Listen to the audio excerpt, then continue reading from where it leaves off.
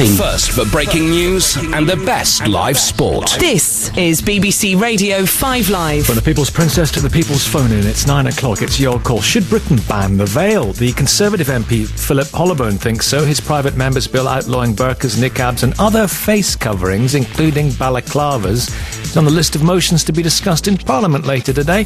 He says it's not acceptable in 21st century Britain. We're never going to have a fully integrated society where everyone can speak to everyone else and see who everyone else is if a large number of people are going around with their faces covered. You'll be all right on Halloween. Entertainment purposes and entertainers will be exempt from the rule, which raises its own questions. But France and Belgium already have similar bans. The Netherlands is considering one too. Is it time we followed suit? Would it help Muslims and non-Muslims integrate better? Does the government have the right to tell people what they can and can't wear? Would a ban infringe on people's rights or liberate them? Is it once again men setting the agenda? Where is a veil acceptable? In court? In a classroom? Do you wear a veil? Does your wife or daughter do so? If so, why? Should Britain ban it? 0500 909 693. And you can tweet at BBC 5 Live. You're with 5 Live from the BBC. 5 Live. Right, should Britain ban the veil? The thing is, we've got a private members bill which will possibly be debated today from Philip Hollowburn. Not just a veil, we're talking about the balaclava. There'll be an exemption for cases of entertainment, such as a Halloween mask. But he's back with us, actually, Conservative MP Philip Hollowburn. Thank you for taking the time to discuss this with the nation, Mr. Hollowburn. It's very much appreciated. It's a pleasure. Good morning again. And Shaista Gahir joins us as well, who is chair of the Muslim Women's Network. Shaista, good morning to you. Good morning. What do you think about any proposal to ban it by law, Shaista? I think it's an extremely disproportionate response, really, and I just can't understand it. And I can only imagine that the only reason for it being put forward is for reasons of prejudice, because you only have to look at the statistics in Europe. So if you, for example, where in France where it's been banned, the government initially saying 1,900 women were wearing it, but independent research showed that 367 women were wearing it, and then in Holland, a few dozen women apparently wear it. So if you look here in the UK, no one's got any firm statistics, but here you've got a population of 2.8 million Muslims, so 1.4 million Muslim women. Let's just be generous and say 1,000 women are wearing the face veil. That's less than 0.1%.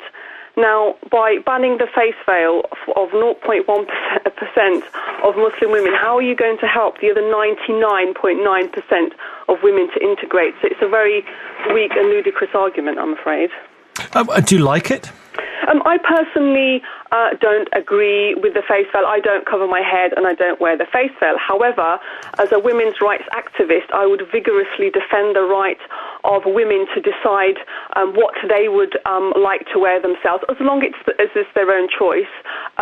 Just as, for example, in Iran and Saudi Arabia, you have the moral police where they are telling women that they must cover their head, cover their face. I'm against that. Equally, I'm opposed to anyone in other countries, including in Europe, telling women that they must uncover. And what you will notice, the commonality between what's happening in those countries and in the West, it's men leading the debate. How dare men tell women what to wear and what not to wear? Women need to make those decisions for themselves. Philip Hollowburn. Well, my bill doesn't mention women. It's not discriminatory. It bans anyone from covering their face, whether it be a burqa, a full-face balaclava, or anything else. Well, first of all, how many people walk around in the street wearing a balaclava or a biker's helmet, that they're not considered pieces of, something that you would wear, a normal piece of clothing. So I do think that, you're just hiding behind those kinds of excuses, because for some women, they choose to wear that as a part of their faith. Some do it out of fashion or culture. Some believe it makes them closer to God. Some women believe it sort of liberates them. I don't understand those arguments. At the end of the day, that's their right to wear those clothes. Yeah, it's a piece of clothing. Yeah, Philip Hollowburn, How much of the eyes is it acceptable to show? Because just the eyes, or if you show a larger part of the face, would that be okay? Yes, I mean, you do get down now to definitions about how much of the face should be revealed. Have you considered this? I have considered this, and it has to be some combination of the eyes, the nose, and the mouth. And obviously it's difficult to show, if you just have your eyes and the mouth, like a balaclava, for example, that isn't enough. So the nose, how much of the mouth? The whole mouth, or just I think it has to be the whole mouth.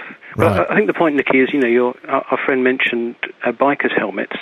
If you're wearing a biker's helmet and you go into a petrol station or a post office or a shop, you're asked to remove it. Now, if you go into a petrol station, a post office or a shop wearing a burqa, people are frightened of asking women to remove it to see who they are because of political sensitivity. But we know that there have been thefts and robberies with people wearing the burqa. Jane in Bolton, Hassan in Manchester, Rubik in London, Rob in Crewe. Good morning, all.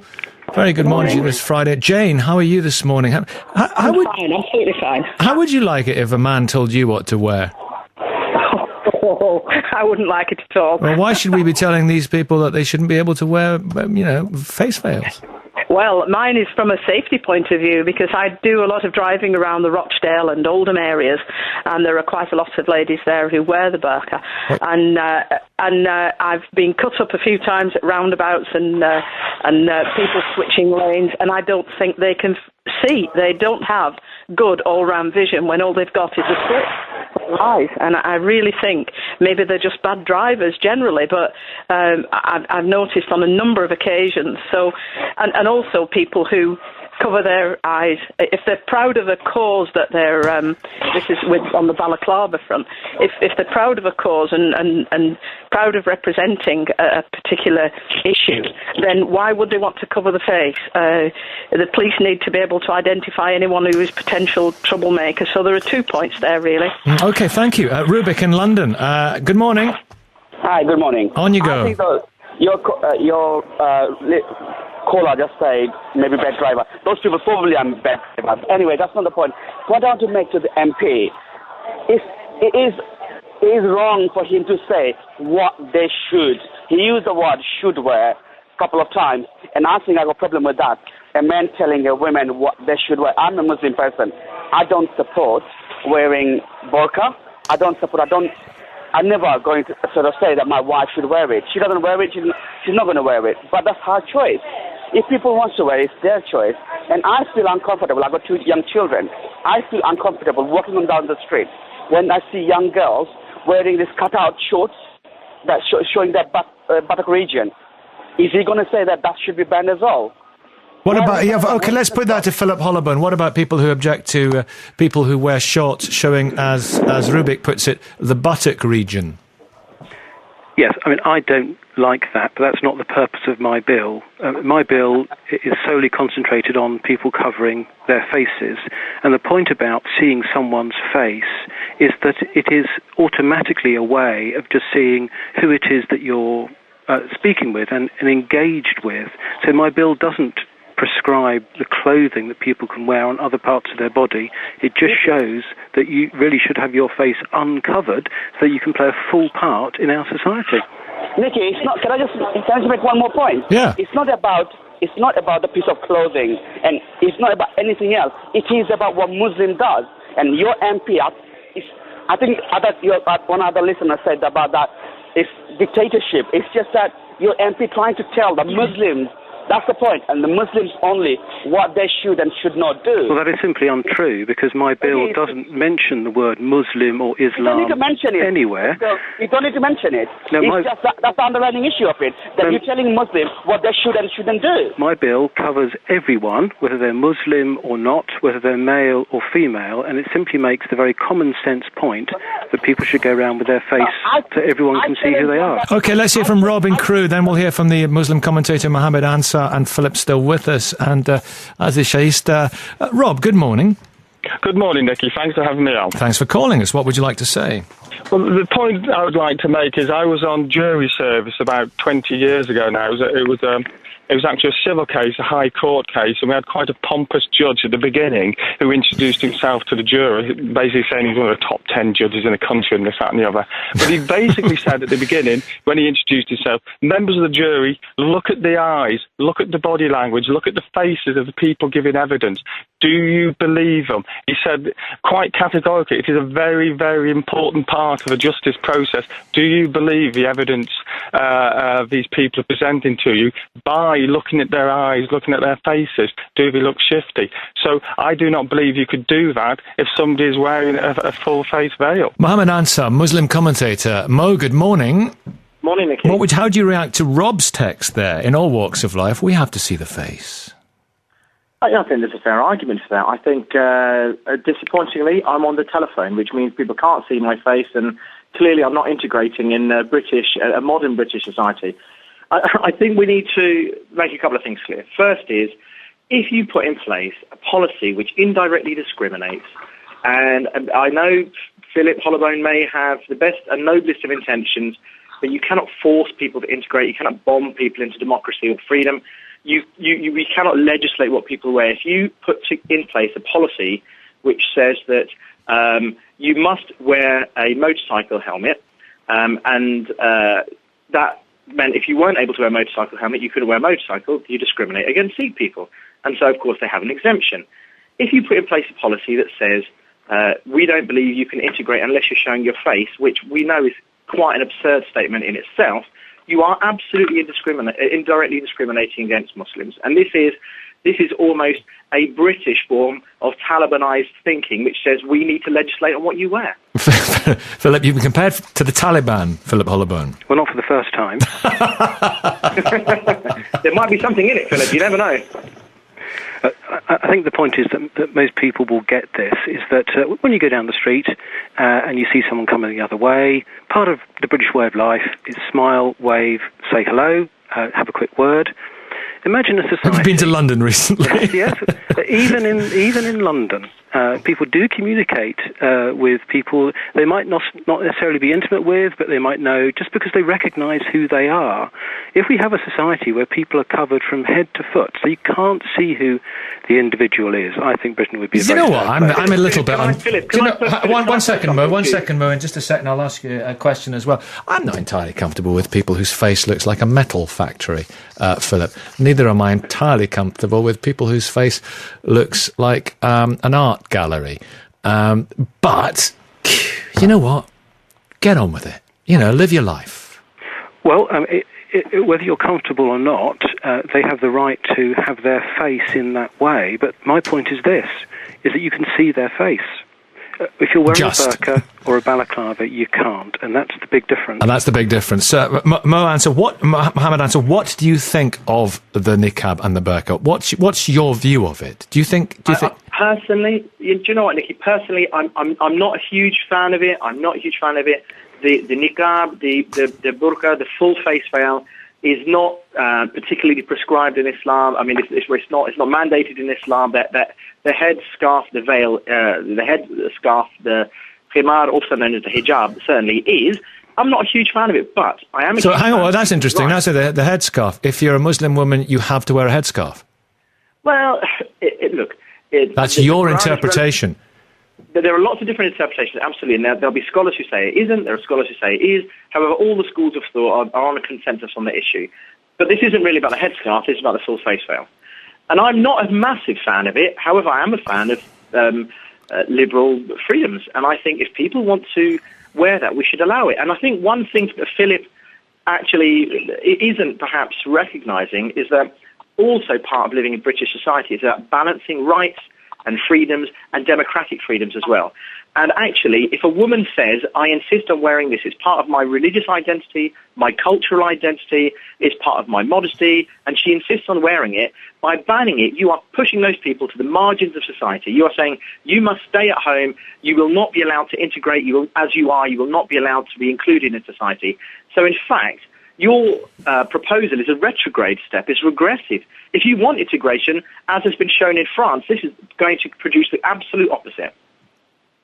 Philip Hollowburn, well, let's get another comment from you, then we'll go to the travel news. Lots of calls coming in, and I'll come back to you, Philip, but do you want to just respond to that? Well, I think if somebody covers their face so that nobody who can see who they are in effect pushing themselves to the margins of society. Could you have somebody reading the news wearing one of these things, Mohammed Ansar, in this country? Do you think that would ever be acceptable? I think in British society, the way British Islam is, we probably wouldn't go for it. It's not our cup of tea, to be honest with you. However, I think if somebody wanted to have a go and they wanted to try, why not? I mean, live and let live. There are bigger fish to fry. Is that what it's about? Worrying and legislating about what women wear. Sure. Okay, live and let live. Is that what it's about? It's 9:20. Here's Michelle to your calls after we've heard the travel news. This is 5 Live Breakfast. Your call. And here's Selina in Rochdale and Peter in Reading, Ian in Bradford, Hassan in Manchester. Selina, good morning. Good morning. All yours. I was just listening to the radio and I'm quite shocked and a bit disgusted. I don't cover my face. I cover the rest of myself. I don't feel that I'm causing anybody any harm. I just feel that by doing this, and where does it all end? It's going to be not covering your face and not covering your hair, and telling us what to wear and telling us how to drive. I mean, I heard a debate this woman was saying that she drives in the Rochdale and Bury area. She gets cut up regularly by people that cover their face. I get cut up regularly by all kinds of drivers. It doesn't mean because someone's covering their face they don't know how to drive. Obviously they know how to drive because they've passed the test by the UK law. So can I ask you, do some of your Muslims, do you have Muslim sisters, as it were, within the Muslim communities that you know that do cover their face? Yeah, I've got loads of friends. I've got friends that cover, that don't cover. Why? Are they being forced to do so, or is it absolutely their choice? I was just thinking that the majority of the women that I know that cover, they're actually the nicest women that I know. They're so polite, they're so, warm, welcoming and everything. It just because they cover their face doesn't mean they're negative or they're nasty people or they're burglars or they're going to attack you. And what's the thinking behind just tell us, Selina, why do they cover their faces? Is it something about not being desired by the opposite sex? No, I think even foremost it's the fact that they want to cover their beauty, or they've been, they've got strong faith where they've got strong religion, and within themselves they know that in the Quran it says you cover yourself and you keep yourself modest. And so why don't men cover their face as well if it's about the opposite? Because it's not in Islam for a man to cover. And well, why not though? If the logic is within the Quran it says that they just have to be modest and lower their gaze. They're not supposed to look at women in a disgusting way or glare at them in a way where a woman feels uncomfortable. And the same for a woman, that a woman can't look at a man and glare at him, and it's just the one glance, you look away. And it's not just because isn't it a bit unfair that Muslims women have to, according to some interpretations, cover their faces, and men don't, because men are as sexually attractive to women as women are to men. Of course, but by statistics, and as you know, being a man, are men not more so attractive to women? No. If you think about it, that a woman is much more attractive than a man, yeah? That men are I think so, but I know women who disagree, and I know a lot of men who disagree. If you want to step out into that newsroom... Sorry, go on, I don't want to... I'm just saying that I think men are as attracted to women as women are to men, and men to men, and women to women, and that's the way of the world. Women are not less attracted to men. No, I'm not saying they're not less attractive, but for a woman, I think it's more important for her to look after herself, for her to cover herself, and for her to, represent herself in a way that she's not being... Interesting. Peter in Reading. You come in, Peter. Well, thank you. No, I think what you're trying to say is that women are inferior to men, and if you believe in Islam, that's I'm afraid your religion clearly states they are. Chapter 4, verse 34 of the Holy Quran states that men are inferior to men. Women are inferior to men because Allah has made them that way, and the men can beat their wives. Well, if you believe in Islam, if you believe the Quran, women, there would be no existence of chapter 4, verse 34 tells you where you are. You are inferior to men because Allah has made them that way, and you can be beaten by your husband. That's what it says. I don't think so. Nobody can be beaten up by anybody, and it doesn't even state that in the Quran. I don't know what Quran. With something no bigger than a toothpick, it says, doesn't it? Mohammed Ansar, you're going to beat someone with a toothpick, are you? Mohammed Ansar, do you want to come in here? I'm sorry. That is the most absurd nonsense I've ever heard of. I wrote a piece, pretty much everything he said. I wrote a piece recently for the lovely Vicky Beeching for her Faith and Feminism blog. I hope you don't mind me giving it a plug, but about feminism in Islam. Islam has a fantastic tradition of supporting women's rights. The Quran gave the first written Bill of Rights for women. Surah 434 actually talks about the relationship between men and women, because it has in Islam we have relatively clearly defined roles for men and women, although of course there's wriggle room. People can do essentially what they like on these issues. And it doesn't. There isn't a verse that relates to this. I'm not quoting it correctly. No. My friend, look, I think lecturing me on the Quran and Islam, you're definitely on a weak standing here. So I'm honestly, just quoting the Quran. I mean, that's just what is written. You can look at the Bible. No. You can look at Scientology. Okay, let's take Mohammed. You're a very attractive man. Why don't you cover your face from me? If I find you very, very attractive, why don't you cover your face? When I see you, I have to avert my gaze, obviously. Do you know, I tell you what, Nicky, it's very, and I'm sitting in an office in Dorset blushing, so, I mean, maybe I should, but however, this isn't really, I don't believe, an issue about sexuality. This is an issue about how Voltaire described in the 18th century as tolerance. Right? Tolerant. And in Britain, we have had a long tradition of having a tolerant and an open society with liberal values.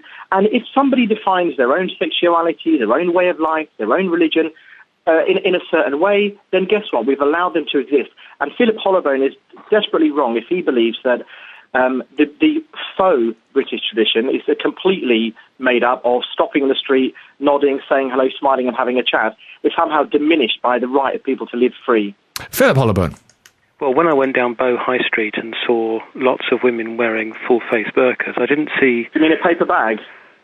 No, women wearing full-face burqas. I didn't see much interaction, smiling, waving and saying hello. But didn't you call it a paper bag in an immigration debate 2 years ago? It is the equivalent of wearing a paper bag over your head, and how ridiculous would that be? You know, we're not a Muslim Can you understand how people will feel offended by you diminishing and demonising and being so... appalling in your attitude towards people's religion and their faith, something they hold very dear to them. Do you respect people? Do you respect... One second, Philip Hollowbone. Do you respect people, some people who think it just looks silly and find it offensive? Do you respect that, Mohammed? Yeah, absolutely. Absolutely. I mean, you have the right to find something offensive. You certainly don't have the right to legislate and remove people's freedoms. Philip Hollowbone. You cannot oppress people by removing their freedoms. Oppressive, Philip Hollowbone. Well, what I find oppressive is the full-face veil. I do not believe that God intended for women to walk around covered from head to foot so that no one can see who they are. I regard that as abhorrent, and I believe a majority of people in this country regard it as out of place in 21st century Britain. Yeah, but then where does it stop? Where does it stop? Today it's the face niqab, then it's going to be the hijab, then you're going to stop us from wearing Asian clothes, you're going to stop Sikhs from wearing turbans, well, no. You're going to stop girls from wearing skinny jeans. No. Where does it stop? No, I don't understand. None of that is covered in the bill, and that is the power of legislation, yeah, but of course. It's now. You're just saying, but you're talking about it now. I don't understand. Please. No, my bill is very, very tightly defined. Can I just stop you all there? When you talk about your tightly defined bill, I've got some I'm tightly ordered to give you breaking news. That's what we're all about. I'll be right back with you. As world leaders at the G20 summit in St. Petersburg remain deadlocked over what to do about Syria, the Reuters news agency this morning is reporting that Russia is sending another landing ship towards Syria. We'll tell you more about that when we get it. Ian in Bradford, I'm so sorry for interrupting. No problem, Nicky. Now, I'd just like to say some very practical issues here. I mean, a judge just recently had to rule on this because a lady wouldn't lower her veil in court, and obviously that's very important in court. You had a smash and grab at Selfridges recently. You've got a man who escaped from prison wearing a niqab, and I live in Bradford and I see ladies wearing burqas, and honestly, they can't get all-around vision. But there's a deeper issue than this, and that is that British freedom is based on accountability and openness. And with the population, the Muslim population growing, there could be a serious issue in the future unless this is dealt with now. Now, I mean, the lady earlier said that a very small percentage of women wear burqas. I live in Bradford. I would say an accurate assessment is somewhere between 10 and 20%. I would probably say 15%. And some places you can go in the world, you can go to Istanbul, and you'll see less women wearing burqas. And my point is that it's used as a political statement in some parts of the UK. Well, Philip Hollowburn, I'll be back with you. Delighted to say... Can you stay for a bit, Philip Hollowburn? Yes, of course. There are lots of calls coming in about this. I don't know your situation, Mohammed, whether you can stay or not. I'm good to stay with you. Right, OK. It's 9:31. Here is Simon King. Good morning. Philip Hollowburn, the Conservative MP, is still with us. Reason being, he thinks... Well, he's got this private members' bill at long burqas, niqabs and other face coverings. It's on the list of motions to be discussed in Parliament today. We have had loads of texts, loads of calls on this. We've got Philip, we've also got Mohammed Answer, political and social commentator, and we've got Nadeem in Doncaster, Ian in London, Michael in Romarsh, and Alan in Doncaster. Tell you what, let's have a Doncaster debate. Nadeem in Doncaster, are you there? I am here, Nicky. And Alan's in Doncaster. Hello, Alan, are you there? I'm here, Nicky, thank you. Radio Doncaster, proceed. Alan first. Well, first of all, Nicky, I'd like to say that there aren't many burqas in Doncaster, but that's not to say there aren't a huge number around the country. The banning of face coverings has got to be correct for everyone concerned. It's becoming more of a political statement, and if you can imagine Britain with every female 10 years old and above wearing burqas in public, what a country we would be living in. And I can't see how it does anything for the females' employment prospects. Can you imagine turning up, asking, for an interview for a job, wearing a burqa? Are they going to get the job? Very unlikely. So it doesn't mix with our culture. It does nothing for our culture. It does nothing for integration.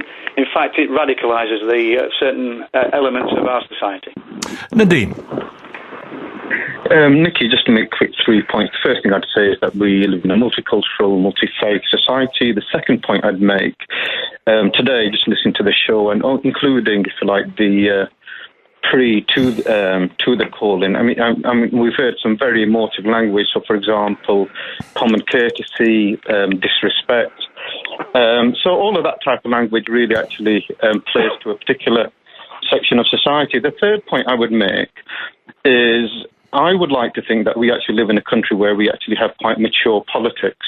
And mature politics would actually do three things. Firstly, it would, for example, clearly state what the issue is or what the problem is, or if there is a problem. Secondly, it would bring together, if you like, the different realms of society, different cultures, different faiths, and try to actually understand what the actual religious scripture actually means. And I'm really pleased Mohammed Ansar's on the show today, but from my perspective, I mean, being a Muslim, I don't know anywhere in the Quran where it actually says that you should wear the veil. But what I would really like is to actually have a full, proper, open debate, so which actually does away with this myth that potentially women are oppressed, or they're wearing the veil against their own freedoms and against their own liberties. That's what mature politics. That's what I would expect my parliament. That's what I would expect elected members to do. Sure, Nadeem, Alan here. Why is it, Nadeem, as I go around Britain, I see more percentage of Muslim women wearing burqas, full burqas, than I see if I'm watching the news. For example, the square in Cairo, in Egypt, where people are protesting. You have to search really hard to find any full-faced burqa. If you go to Dubai on holiday, they're there in the background, but you have to search for them. The burqa wearing here in Britain is on the rise, and as the gentleman said earlier from Bradford, the Muslim population. Can I respond to that? I want to, you can in a second. But the reason I want to hear from women this morning as well. But Nadeem, I promise I'll come back to you. Likewise, our guests on the phone.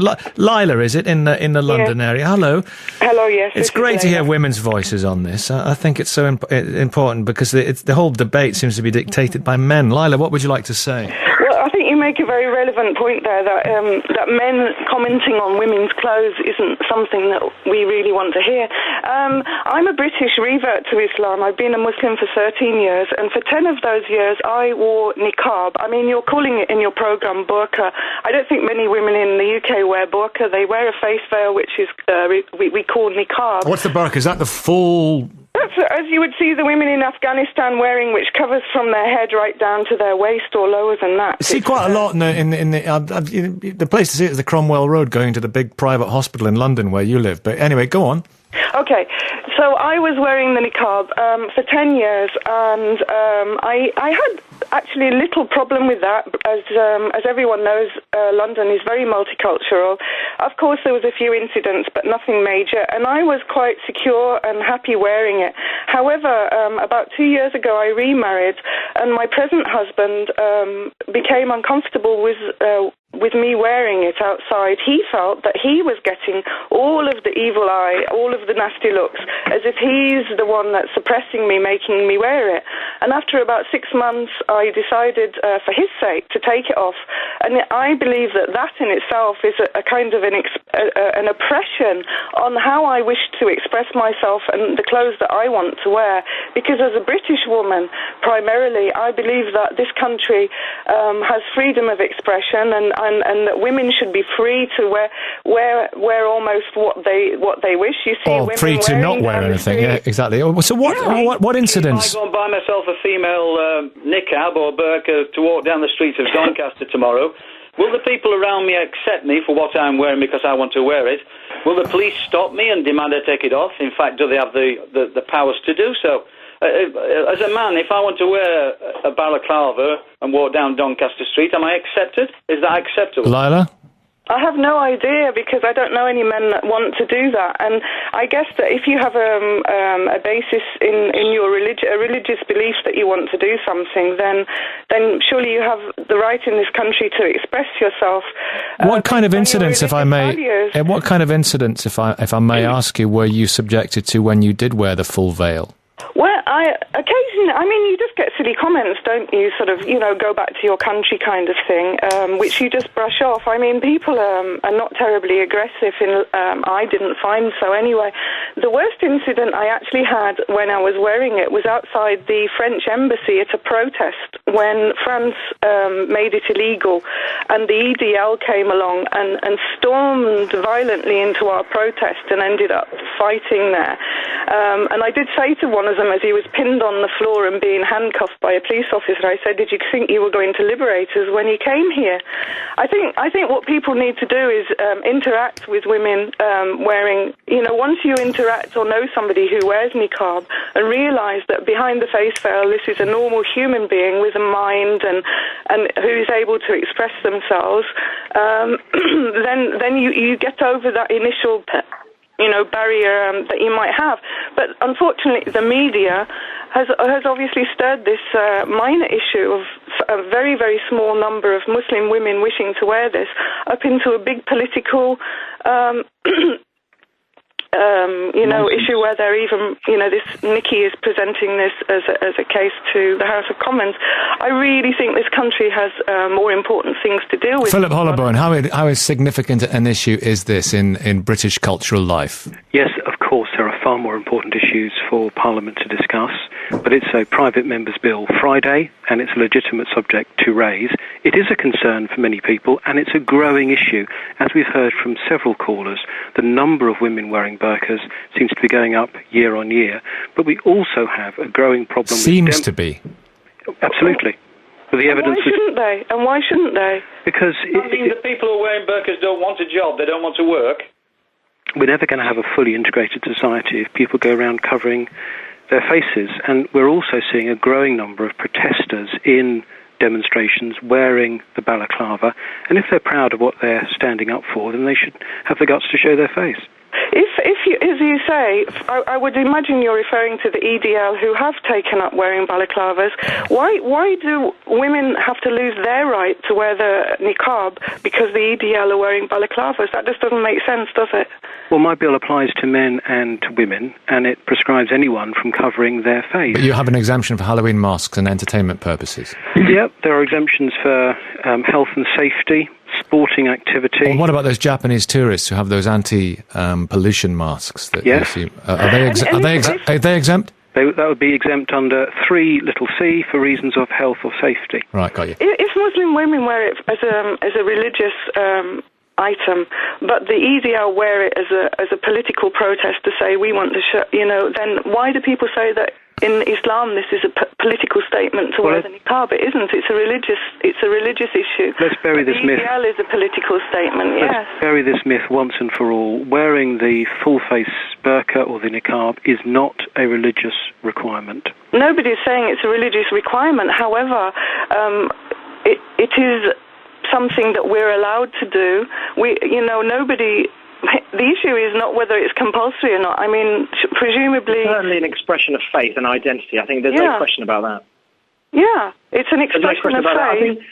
I'd be interested, Philip Holloway, you talk regularly about integration, and I think, can we not now move the conversation on from integration to one of contribution? This isn't about some false concept of integration, because when do we cross that line? When are we integrated enough? You're actually talking about assimilation. Integration is about respecting people's rights, respecting people's freedoms, and allowing them to be themselves. We had some research out recently that said 83% of Muslims are proud to be British citizens compared to 79% of the general public. In fact, British Muslims strongly identify more with Britain than British Christians. But you said earlier on, Mohammed, how dare anyone tell anyone else what to wear, right? You said that earlier on. Yeah, so why... I mean, you've tweeted in the past, every school of Muslim thought agrees that the headscarf is obligatory in Islam. So you're telling people what... You're telling... But Nicky, nobody's going to Parliament. I'll tell you what, let me come back on that. Yeah, you may come back. Of course you may come back on that, yeah. Thank you, Nicky. You also are, by the way, very attractive, may I add. Avert your gaze. Look, one of my daughter wears a full face veil. One of my daughter wears a hijab. Another one of my daughters doesn't wear the headscarf at all. This is an issue of tolerance, and it's an issue of personal responsibility and personal freedom. What is religiously mandated is not necessarily legally mandated, and I find it just as abhorrent for Philip Holloway or any member of Parliament to be legislating against British virtues of tolerance. Prime Minister David Cameron has talked about tolerance being virtuous. We have a Conservative Home who have disenfranchised Philip Holloway and disavowed him of his views and saying that actually tolerance is important. That other great Tory, Tony Blair, has also talked about tolerance being a core British Stop value. Playing to the gallery. Right, listen. Philip Holloway is on the extremes of society. He is on the margins. He's like an Anjem Chowdhury on this issue. He needs to recognise... You called him the Taliban earlier on. Listen, I have to stop you there for 1 second. We'll come back to all this, of course, and we are getting many calls. Let me just tell you, British and French police have been just holding this press conference about their investigation into the murder of 3 members of the Al-Hili family from Surrey and a French cyclist. You remember the case? We were talking about it earlier on 5 Live Breakfast, if you were tuned in earlier on. They were killed a year ago in Annecy in France. Now, our correspondent Imogen Folks was listening for us. Just fill us in on what was said, Imogen. Well, we've had quite an exhaustive account of where the inquiry has gone over the last year. And what has been particularly interesting is it does seem that the police have ruled certain avenues of inquiry out. For example, they had at one point thought that it might be a lone killer, and they say, well, that's still a possibility. It's relatively remote. They've investigated that at length. The main line of inquiry, and they told us about this in great detail, is still some kind of dispute over inheritance within the Al-Hili family. Now, we have to stress, nobody is under arrest, nobody has been charged, but an investigation into Saad Al-Hili, who was shot, and his relationship with his brother Zaid Al-Hili and their dispute over inheritance seems to be the chief line of inquiry for police on both sides of the channel. Thank you, Imogen. 9:51. Here's Michelle. Well, let's start in... This is 5 Live Breakfast. Your call. We've got Angela in Exeter in Devon. Hello, Angela. Are you there, Angela? I'm here. Oh, good. Excellent. We'll be with you in a second. Miriam Francois Sarrat joins us from Oxford University's Islamic Society. Hello, Miriam. How are you? Hi, Nicky. How are you? Well. Not so much Oxford Islamic Society these days, but still Oxford. That's sorry. We'll update our database. I'm so sorry about that. Listen to Angela and respond to her on this. I think it should be a women's debate largely, and I'm glad we've achieved that at this point as well. Angela, what's your point? Not entirely sure why it should be a women's debate. The poor old MP is just trying to do what is culturally correct in Britain, and that is to recognise that covering your face in any way has sinister connotations. It's nothing to do with, or it's not about Muslims. It's about health and safety. It is about what's the word? Courtesy. It's about knowing who you're talking to. You don't think this is a Trojan horse for prejudice? I think this is the British Broadcasting doing their normal, let's bump up the Muslims again. It's also biased to the Muslims. What do you mean by it's not about that at all. Yeah, well, okay, so it's just generally, you believe, Philip, it's just genuinely about covering the face, this bill, yeah? This private member's bill, yeah. Absolutely, yeah. I mean, I was asked to say in one word, would I agree to the veil or not? It's not about the veil. It's about whether or not you go around in public with your face covered and quite possibly being up to no good. But how can anybody tell? Miriam. Oh, poor Philip Hollowburn. I do feel sorry for him, an MP in an area which has, in all likelihood, no women who wear face veils at all, being so concerned about this issue that he's actually refusing to see women. Excuse me, may I finish my point, please? Sorry, you're interrupting. Refusing to see women. Refusing to see potential constituents. I think that's a far more concerning issue, the idea that any MP in this country could say, I'm refusing to see any of my constituents. That's in many ways much more of a concern to me. But this is the same man who's proposing, this is one of 40 bills him and a few of his UKIP aspirant buddies are trying to put forward alongside returning capital punishment, withdrawing us from the EU, and renaming one of the bank holidays in August Margaret Thatcher Day. So that gives you some idea of where Mr. Hollowburn is coming at this from. I think you can look at France and see the impact that the face veil has had on this issue. Hang on, one at a time. Let Miriam finish, please. Can I just finish my point? I just want to finish my point. Don't cover her voice. Can I just finish my point, please? I just wanted to say what we can look at is one of the countries where this law has actually been brought into force, and that's France. And in France, unfortunately, this law has actually served to further victimise Muslim women who wear the face veil. There have been several vigilante attacks on Muslim women, people who think that they can go along in the street and attack Muslim women and think that they're enforcing the law by doing so. And I think it really, if you're concerned about any women, Muslim women in particular, the idea is you don't legislate which could further marginalise these women. You offer support groups, you offer grassroots means of supporting these women. And I think we just have to clear up the whole health and safety, or whatever it is, that's often put forward, the sort of straw man argument that security is at risk. In France, for example, where the face veil is now banned, it was the case that you, and it still is obviously now, that you can walk up to somebody and ask them for their ID to be checked, and they will lift their face veil and be identified. And that's the same situation here. So I don't see how that would be an issue. You can go up to somebody, ask them to check their identity, and then they move on with their day. All right, That's the British way. Angela, quick word back. That's the British way. You can't ask them to check somebody's ID if they're caught on CCTV camera doing a robbery when they're covered in a balaclava. Hey, Martin. That's quite, again, you've got to bend it towards the Muslim question. It's deeper than that. And like I say, it's the protection of my culture. Why can't we have my culture being looked after? Why does it always have to be the Muslim culture that's looked after? I thought it wasn't a Muslim issue. All right, let's move into Martin in Hertfordshire and then Sima in Rochdale. Sima, hello. Hi. Martin first. Hi there. Yeah, hi, Nicky. Just want to tell you, tolerance is being used an awful lot in this debate, and I've just returned from Saudi Arabia. I lived out there with my wife. I think my wife should really be the one speaking at the moment.